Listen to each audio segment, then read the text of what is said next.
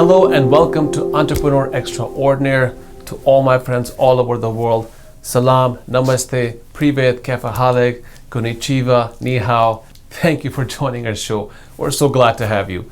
Today we have another special topic.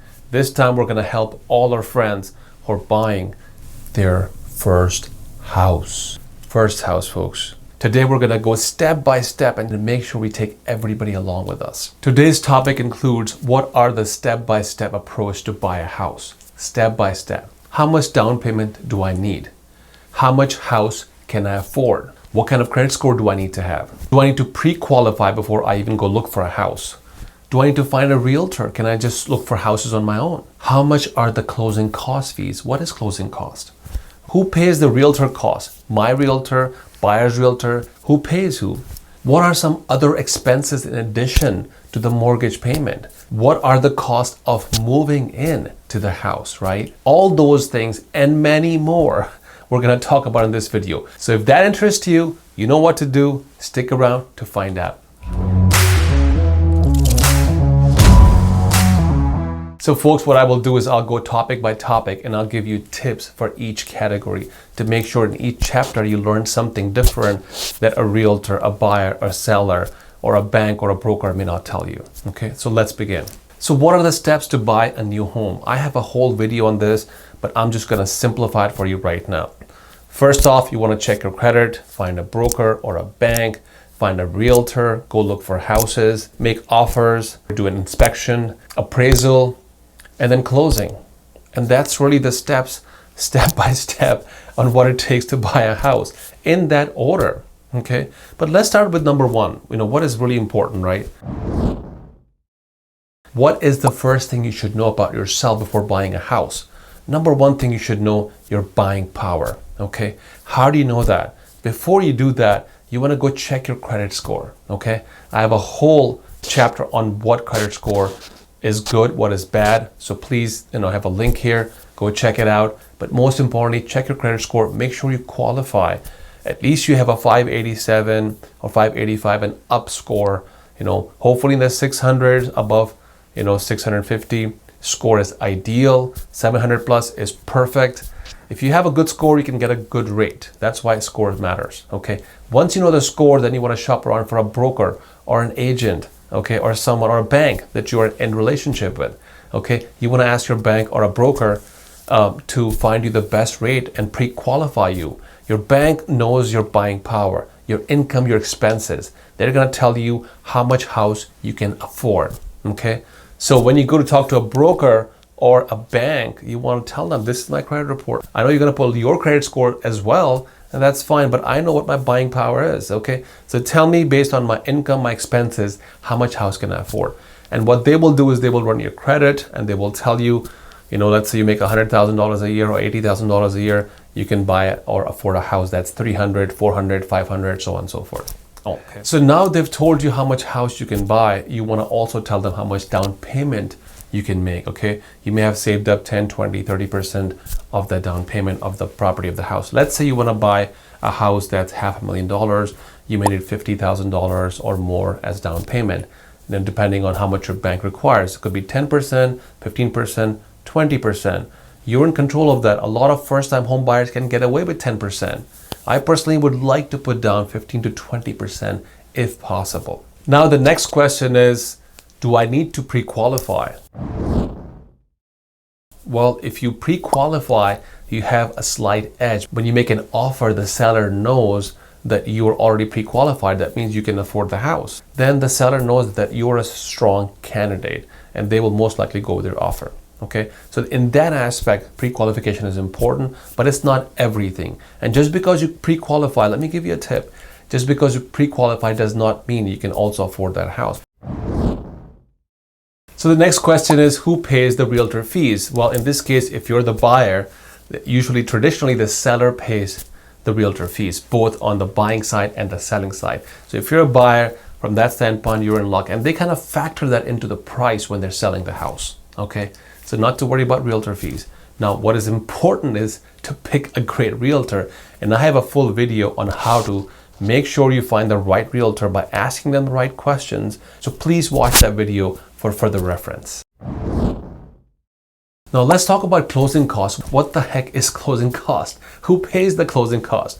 Well, you as the buyer will pay the closing cost, and that's an agreement between you and the bank. When you go to closing cost is usually 2 to 4% of your buying price. Okay, so let's say if you buy a house in $100,000, your closing cost might be $4,000, $5,000, just to give you a ballpark idea. So that's the closing cost. And why is there a closing cost? Because when you go to a title agency, which is an office where they do the closing, they have an attorney there. They have some clerks there who will do their homework to make sure this house is not owned by someone else, that the right person is selling the right house. They go to courthouse and record the deed. There's some attorney work to do title insurance, and so on and so forth. A lot of administrative work that goes on, a lot of paperwork. They will make you sign 30, 40 documents at closing, and that is when you get the keys for the house. And that's what the closing cost is about. So make a note of that. The next question I get asked a lot, and I've heard this a lot in this market in 2021, is what if they're competing offers? Folks, if I were you, I would stay away from competing offers, because as I said in my other video, when you're competing against someone else, you're not competing against the market. You're competing against the person who's also competing for the same house. So now you're going to keep outbidding each other, and guess what? You both will lose. So move away from competing offers. Make your offer attractive in other ways. Putting more earnest money deposit, putting more down payment, showing more solid cash history, payment history, credit score, maybe a quicker closing date. Most people close in 45 days. Maybe you can second close in 30 days. Talk to your agent, a real estate agent. Make sure it's a good agent. Make sure they're honest. If they don't return your calls right away, within 1 day, they're not a good agent. Just fire them right away. Find a new one. So let's say you make an offer and you buy the house, right? So your mortgage statement is your mortgage statement, and I can display one as a sample here, but what other costs are there? So in addition to the mortgage payment, let's say your mortgage payment is $2,000 a month, you will also have insurance, okay? Hazard insurance, flood insurance, and other kinds of insurance for your house. And it's usually around $600 to $700 a year, okay? There's also something called escrow, which is the taxes that they withheld in your mortgage statement, which means the company that is giving you the loan will also withhold escrow taxes to pay to the county that you reside in, okay? Number 3 is also the HOA fees. Housing authority basically is responsible for trash, for maintenance, for making the garden look nice, for making the gazebo, cleaning up the neighborhoods. In some condos, they may also fix your AC and your HVAC system, and vice versa. They keep the community healthy. They're usually a bunch of crooks, so be aware of that. If you see a high HOA fees anywhere, okay? If you see a high HOA fees, please don't buy there, because it will only keep going up. So let's say you have a house and you have a mortgage. Now you understand insurance, HOA fees, escrow payments and all that, taxes and everything else. What else is there? You should set aside some money in funds, at least $5,000 to $10,000 for home expenses. For example, your AC breaks down, you move into the house the first summer, your AC may not work. Also, maybe your roof is leaking. So what do? You have to have expense. Roof is very expensive. On average, costs $7,000 to $8,000 to change a roof in a single family house. And that's why you also have insurance. Okay, insurance may cover some of the damage. The last step in house purchase before closing that I forgot is also appraisal and home inspection. Appraisal is basically doing comparative analysis of the neighborhood of the similar houses that are sold, and that's done by the bank. Inspection is ordered by you. You want somebody to go in and check the roof, check the leakage, check the piping, check the HVAC, check the electrical circuits to make sure everything is in working condition. Because if it's not, then you're in trouble, because then you'll have to fix that. Home inspection, if it fails, then the deal can fall apart. So be very careful about home inspection and find a really good home inspector. Now, in this competing market, some people waive home inspection. I personally would not do that.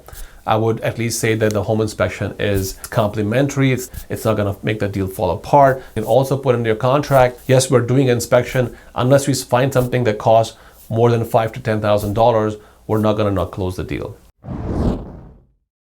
As a first-time home buyer, I would also look into some credits that the government is giving you, okay?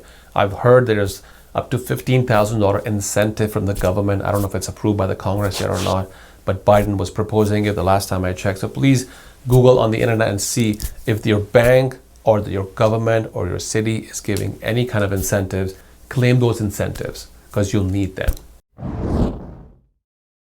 Another question I also get asked is that, if I make an offer, if I put an earnest money deposit for a $10,000 check or something, well, what happens if I don't get approved for the loan?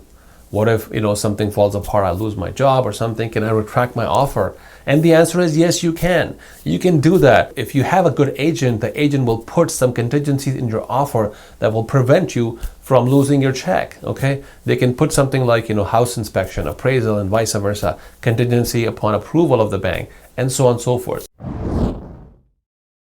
Now, last but not least, let me give you some final tips on overall market, okay? Let's assume you're a first-time buyer. What should you look for in this market, okay? First of all, don't try to go buy a turnkey house that's ready and beautiful and brand new. I don't understand why people pay so much fees for brand new. Everybody wants brand new jacket, brand new watch. Brand new things cost a lot more. You always pay $100, $200, thousands of dollars for brand new stuff. Why not buy a house that has less than perfect kitchen? Because you can always add another kitchen, add another bathroom, fix the drywall, fix something else. Use that as leverage to negotiate the price if you can, okay? So I would say do not try to buy a house that's perfect. That's your dream house. You make it a dream house after you move in. So that's number one. Number two, don't get into competing offers. Avoid competing offers. Avoid competing against each other, okay? Because you always lose. Okay. Number three, you also want to make sure that the area you're buying the house in, for example, it should be near a highway, near a gas station, near a nice school, maybe near a famous highway or shopping center. Make sure there's stuff around your house. You're not living in the boonies that nobody's going to buy your house. Number four, in this market, you also want to make sure that you're moving for long term because the prices are high and the rates are low. If you buy right now and you move like in a year or 2 years, you might lose some money because your house value might go down. So do not do that, folks. Try to make sure if you're making your move and buying a new house, it's not just a step-up house. It is the house you're going to be in for at least next 4 or 5 years. And my last piece of advice, when you buy a house, think of a house as not just a house, but as an investment. Think of a house as not just a house, but as a long-term investment. Why is that? You want to think like an investor. Okay, if you think like an investor, your house is a big investment. You might make a lot of money from the house. I know people who've paid off their houses or people whose houses have gone double in value in the past 10 years.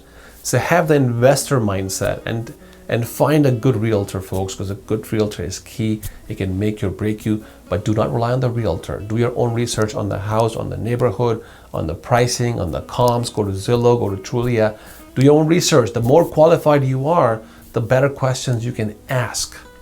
So I want to thank you everyone and close this video. I might make a version 2 of this video, a bit more deeper, in-depth version. Maybe we'll go over the closing cost fees and so on and so forth. So look out for that. But until then, please check out my Instagram, check out my LinkedIn, check out my Facebook profile on Council Capital. Put a lot of good content on Instagram. I put some tips and tricks. I have a tips and tricks video that comes out every single week. So sign up for notification on YouTube, and hopefully you guys will keep subscribing. So I really want to thank you guys, and once again, love you all to the moon, and we'll see you in the next video. Thank you.